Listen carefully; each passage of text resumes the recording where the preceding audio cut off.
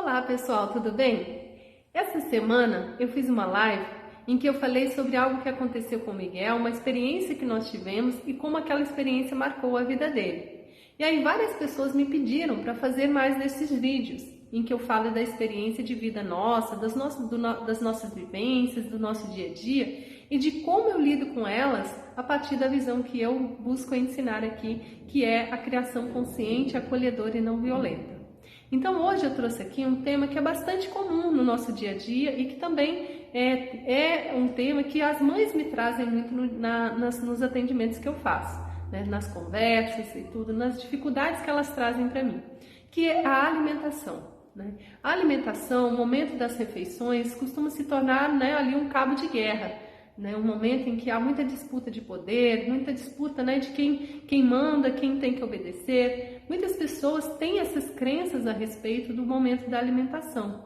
E neste momento da alimentação, das refeições, é o momento em que o adulto às vezes se coloca na posição de maior comando, maior domínio, né, ali buscando que a criança se alimente. Aí é uma mistura, né, de poder e também de uma preocupação muito grande, relacionada muitas vezes a crenças e feridas emocionais da infância.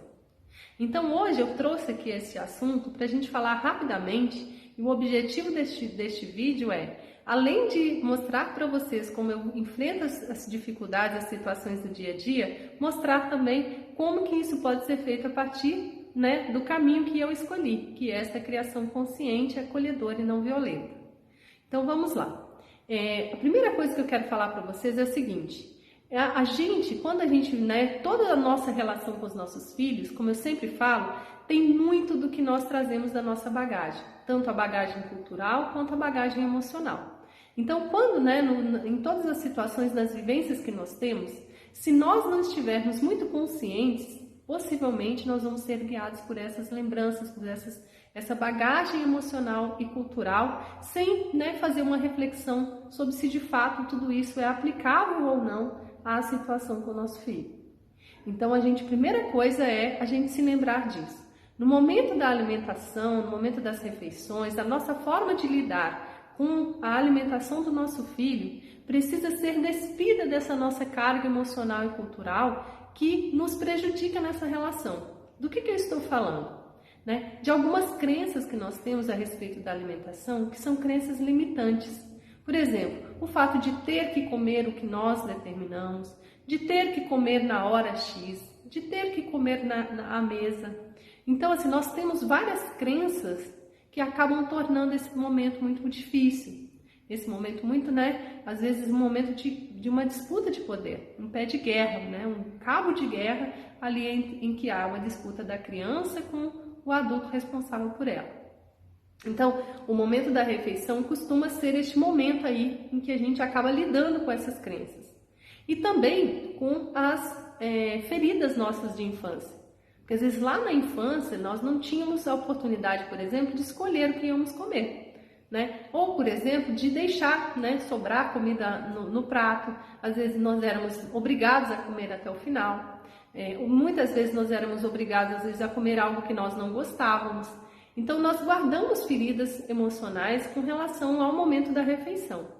E o que isso acaba, né, fazendo com a nossa relação com os nossos filhos? Quando nós estamos diante da criança que às vezes rejeita o que nós preparamos para ela comer, às vezes, né, resgata essa memória nossa de que nós éramos obrigados a comer qualquer coisa lá na infância, né, que era dada a nós, e aí nós nos sentimos muito com raiva às vezes, né? Com raiva, aquele sentimento, aquela angústia que nós vivemos lá atrás, vem à tona. E aí nós, né, experimentamos tudo isso de novo ali com o nosso filho de forma muito inconsciente, porque nós não nos lembramos conscientemente que é em função disso. Apenas vem a emoção, o sentimento, a dificuldade de lidar com aquela rejeição, né, do nosso filho em relação à alimentação. Então, isso é algo muito importante de a gente perceber, né, o quanto a nossa bagagem, as nossas crenças e as nossas feridas emocionais, né, impactam nessa relação nossa com a alimentação do nosso filho.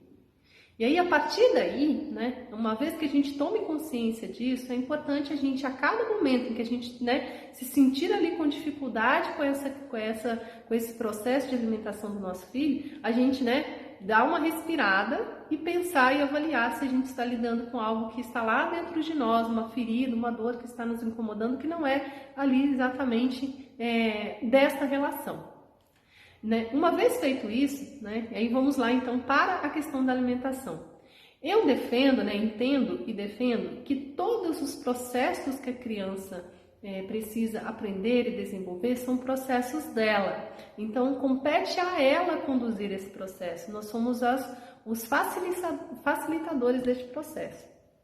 Então, a alimentação é um processo da criança. Ela precisa aprender a se alimentar, ela precisa aprender, né, a mastigar, a engolir, a experimentar novos alimentos, a ter o horário da alimentação, a sentir prazer em se alimentar, né? Isso tudo é processo dela. Nós temos que ser facilitadores desse processo. E muitas vezes, por ignorância, por desconhecimento, a gente acaba sendo um dificultador deste processo. Porque a gente vai para este processo, para esta relação com este processo da criança, né? Às vezes de forma muito impositora, né? Nós queremos impor as coisas, nós queremos dominar este processo, nós queremos ter controle sobre este processo. Então, isso, né, acaba, né, desandando tudo. Pode até funcionar, porque às vezes a gente pode ter uma criança que tem uma propensão maior a receber comandos, a receber ordens e a não questionar, a não se, né? E às vezes a gente tem uma criança mais propensa, sim, a esse tipo de postura. Né? Eu já falei sobre temperamentos aqui e a gente sabe que, né, que tem os tipos de temperamentos que acolhem muito mais, de forma muito mais tranquila para quem está impondo a imposição. Pode não, né? O efeito que isso vai gerar na criança é outra coisa, e nós também falamos muito sobre isso aqui. Mas o fato é que nós vamos às vezes para essa relação, para este processo, com muita sede de dominar o processo, com muita sede de controlar o processo. E isso é algo que acaba prejudicando muito o processo. Então, assim, a alimentação também é um processo da criança. E ela precisa, né, conduzir este processo. Descobrir os alimentos, experimentar, descobrir o prazer de comer, né? E aí, como que isso acabou acontecendo aqui em casa? Claro que no início eu fiquei muito perdida. Claro que no início isso me angustiava muito, até porque o Miguel, no início da introdução alimentar, eu comecei de forma toda atabalhoada, né? Toda, né, assim, muito carregada com essas minhas crenças e essas minhas feridas emocionais, e acabou dando muito trabalho para mim e para ele, né? E algo muito ruim para ele ali no início. No início da introdução alimentar, o Miguel, né, tinha muita dificuldade, ele não estava aceitando nada. E aí foi muito difícil para mim. Foi aí que eu comecei a estudar tudo isso, comecei a me aprofundar sobre isso. O fato é que aos poucos as coisas foram se acomodando, eu fui entendendo que o processo era dele, e o fato também de o Miguel ir para a escolinha, na escolinha eles têm um outro funcionamento, acaba entrando numa rotina. Mas o fato, gente, é que aos poucos, né, eu entendi que eu tinha que, né, contribuir para o processo do Miguel. E como? No caso da escolha, por exemplo, dos alimentos, né, eu passei a construir isso com ele, né, desde muito pequenininho, né, como eu ia ao mercado com ele, eu ficava às vezes apontando, falando, Miguel, olha aqui a abobrinha, mostrava as coisas, né, para ele e falava, você quer comer isso aqui? Você quer experimentar? Você quer fazer como? Cozido? E ficava falando para ele sobre como que poderia ser feito. E aí ele ia fazendo as escolhas dele, né? Ele ia fazendo e eu deixava, tá? Às vezes ele falava, eu quero isso com isso, né? Abóbora com sei lá o que às vezes não combina, né? Muitas vezes para nós, no nosso gosto. E assim foi, né? E hoje, assim, basicamente, o nosso dia a dia, gente, para vocês terem uma ideia, costumo às vezes de manhã eu falar, Miguel, o que será o nosso almoço hoje, hein? E aí ele sugere lá o cardápio, e eu também falo às vezes, hoje a mamãe queria comer tal coisa. E aí a gente entra num acordo ali. E ele tem uma relação com a comida muito boa, assim, ele tem prazer em comer, ele tem inspirações a respeito da comida. Por exemplo, ele agora há pouco tempo cismou de comer coração de galinha. Eu nunca ofereci para o Miguel coração de galinha. Eu sei que um dia eu fui ao mercado com ele e a gente passando, ele na parte ali de carnes, ele falou, mamãe, o que é isso? Aí eu falei, coração de galinha. A gente come isso aqui de várias formas, pode fazer churrasco, E ele falou, eu quero levar, mamãe, eu quero fazer um espeto de coração de galinha, porque ele, né, viu num churrasco. E aí eu levei e fiz, e a gente experimentou, e ele amou, achou o máximo, achou incrível aquela experiência. E aí ele conta para todo mundo que comeu coração de galinha, enfim.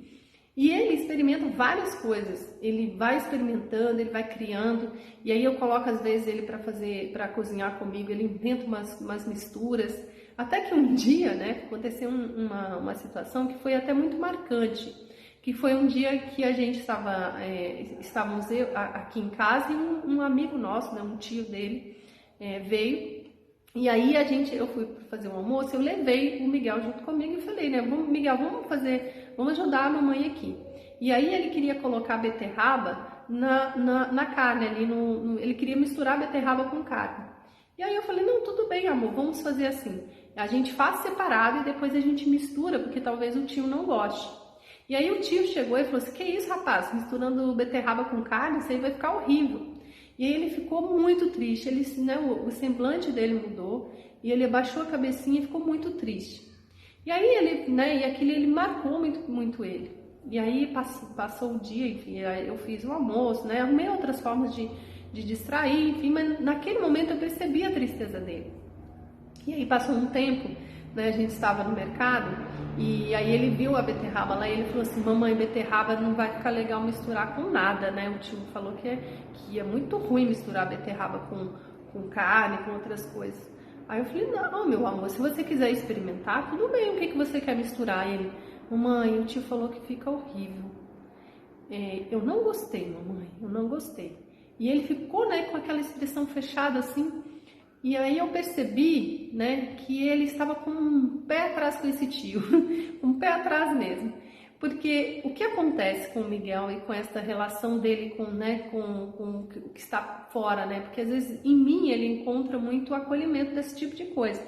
Claro que tem momentos difíceis, claro que tem momentos que eu também fico, né, que eu perco um pouco o chão às vezes. Por exemplo, tem hora que ele quer, né, na hora da comida, fazer algumas misturas que às vezes realmente não é cabível, mas assim, enfim, eu acabo deixando, ou às vezes dou um jeito ali de administrar a situação para que também não fique algo, né, tão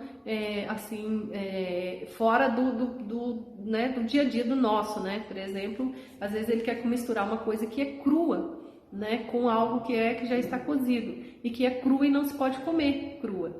Então até deixo ele fazer a experiência, mas falo para ele que não, né, que aquilo não é algo, né, que é algo usual, que não se faz aquilo. E aí, enfim, o fato é que ele desenvolveu aí uma certa resistência com esse tio. E, né, então o que eu quero dizer com isso, né? O que eu quero passar aqui hoje? É que assim, a alimentação do Miguel hoje ele tem uma alimentação muito boa. Ele come, né, quase de tudo, ele experimenta quase de tudo, às vezes ele fala, eca, que ruim. Às vezes eu mostro uma coisa nova pra ele e ele fala assim, ih, mamãe, não quero isso não. E aí eu falo às vezes com ele, tudo bem, meu amor, cada pessoa tem um gosto. E também outra situação que aconteceu exatamente com isso, com essa fala minha, foi que um dia esse dia faz um bom tempo, a gente estava num restaurante e a pessoa que estava do lado dele serviu a comida para ele e ele falou assim, eu não como isso daqui, eu nem me lembro exatamente o que é. E aí ela falou assim, não, tem que comer tudo, para ficar forte, você tem que ser um menino forte que come tudo. E aí ele olhou para a pessoa bem sério e falou assim, minha mãe falou que eu posso ter o gosto que eu quiser. Cada pessoa tem um gosto, então eu não gosto disso. Ele falou muito sério, né? E ele sempre falou muito bem, ele tem uma expressão muito boa. Então, assim, uma forma de expressar, ele consegue se expressar de forma, né, muito incisiva às vezes. E aí ele falou aquilo e foi firme, assim, minha mãe falou que eu posso escolher o que eu gosto.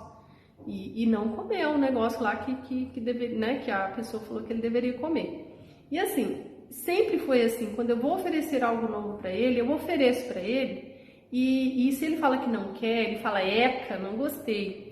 Eu falo, tudo bem, meu amor, cada pessoa tem um gosto, e hoje você não gosta, mas talvez amanhã você venha a gostar. Mamãe já teve essa situação, mamãe já tinha época que mamãe não gostava de tal coisa, e hoje a mamãe gosta. E aí ele fala, mamãe, me conta essa história. E ele se interessa, enfim. O brócolis, por exemplo, eu ofereci o brócolis uma infinidade de vezes, até o dia que ele resolveu experimentar. Hoje o Miguel ama brócolis, ele sente o cheiro de brócolis quando está cozinhando e ele fala, brócolis, mamãe, brócolis, e sai correndo e quer e come brócolis puro ali. Então, assim, eu não forcei ele comer brócolis por causa disso ou daquilo, eu não forcei porque tem tal necessidade dele de comer brócolis. Eu deixei, um dia eu fui oferecendo. O que eu hoje percebi é o seguinte, primeiro, eu tenho que facilitar o processo, eu não posso atrapalhar, mas eu tenho que oferecer para ele, eu tenho que mostrar para ele os alimentos novos, eu tenho que dar a ele a possibilidade de experimentar, eu não posso forçar ele a experimentar, mas eu tenho que apresentar para ele. E recentemente eu fui ao mercado e comprei pitaia, e eu não gosto de pitaia, e aí eu comprei pela primeira vez, ele não conhecia. E aí eu cortei a pitaia e ele falou, eca, que nojo. Aí eu falei, olha meu amor, a mamãe, olha, eu não gosto de pitaia, tá? Mas dizem que é ótimo para a saúde, dizem que tem uma potência assim de vitaminas e tal. Você não quer experimentar? Aí ele falou, mamãe, acho que eu vou experimentar. E aí ele experimentou e ele falou, mamãe, você não acredita na delícia que é isso. E aí eu falei assim, meu amor, mas a mamãe não gosta. Aí ele falou bem assim para mim, tudo bem mamãe, cada pessoa gosta de uma coisa. Né? E comeu e ele ama a pitaia. Então, assim, a relação que ele tem com a comida, com os alimentos é essa. Eu busco dar a ele a oportunidade de conhecer, ofereço 1, 2, 3, 4, 5, 6 vezes, porque eu sei que as crianças têm, né, a tendência a rejeitar o que é novo, porém eu não forço, eu não insisto. Teve momentos em que às vezes eu, né, ali no estresse, na falta de paciência, às vezes acabava falando assim para ele, meu amor, se você não comer, você vai ficar fraquinho. E isso não é bom, porque ele não pode ter essa relação com a alimentação só porque ele vai comer, só porque se ele não comer, ele vai ficar fraquinho. Não, eu posso até dizer para ele que a alimentação é importante, eu posso explicar para ele o que é de fato. Porque, por exemplo, gente, se ele deixar de comer feijão um dia, ele vai ficar fraquinho? Ele não vai ficar fraquinho, né? É uma mentira, não vai ficar fraquinho porque ele deixar de comer feijão um dia. Se ele deixar de comer feijão o resto da vida, né? Quem sabe pode até ter algum impacto, a gente também não sabe, porque tem outras formas de balancear. Eu, por exemplo, né, não tenho comido carne já há um bom tempo. E assim, ele vê que eu não como carne, e ele já me perguntou algumas vezes. Mas eu não como, não é nem por uma questão ideológica, não como porque não me faz bem mesmo. E aí ele já me perguntou algumas vezes. E eu falo pra ele, né, de forma muito sincera, falo, olha, meu amor, a mamãe não está comendo carne porque não está fazendo bem pra gente. E aí ele falou, mamãe, mas a carne é vilã? Aí eu falei, não, meu amor, é porque o organismo, aí eu explico, né, de forma às vezes bem íntegra com relação ao que é de fato. E não fico criando muita coisa, invenção não, porque... embora eu não seja médica, né, mas eu tenho como buscar as informações mínimas que sejam para dar uma resposta um pouco mais técnica, né, e menos folclórica. Então, a dica que eu tenho para a alimentação, para os momentos de alimentação, é essa, é a gente respeitar o processo da criança, contribuir para que ele seja um processo, né, em que ela tenha todas as oportunidades de experimentar, de descobrir, né, inclusive oferecendo mais de uma vez, porque elas resistem na primeira tentativa, mas respeitando, né, o gosto delas, o tempo delas, o momento delas, tá? Então, assim, claro que vão ter situações em que a gente vai lidar com distúrbios, aí sempre, né, o que eu falo busca olhar o que tem por trás, né, o que tem por trás que pode ter gerado esse distúrbio, que pode ter gerado essa dificuldade com a alimentação. Porque eu já falei aqui sobre casos de pais que um caso específico que me marcou muito era de uma criança que não comia praticamente nada, comia só frutas secas e coisas do tipo, né? E o pai depois me falou que ele tinha, né, um histórico de uma mãe que tinha bulimia na infância dele. Então, assim, ele acabou, né, de alguma forma, isso chegou até a filha dele, como uma manifestação ali de algo que ele precisava tratar. E ele acabou tratando e depois o problema se resolveu. Então, assim, pode ser que o distúrbio alimentar, a dificuldade toda da criança com a alimentação tenha origem emocional. E aí a gente tem que avaliar isso. Mas hoje a dica é bem prática, né? A situação aqui é de uma criança que, né? A gente está falando de uma situação de uma criança que não teve distúrbio, que é o Miguel. que eu estou falando especificamente do meu filho e trazendo isso para a teoria, que é o que eu falo aqui, né, no meu trabalho, tá bom? Então é isso, pessoal. Obrigada por assistir o vídeo, né? Deixa aqui seu comentário, encaminha aí para quem você acha que vai fazer bem, tá bom? E até mais. Um beijo.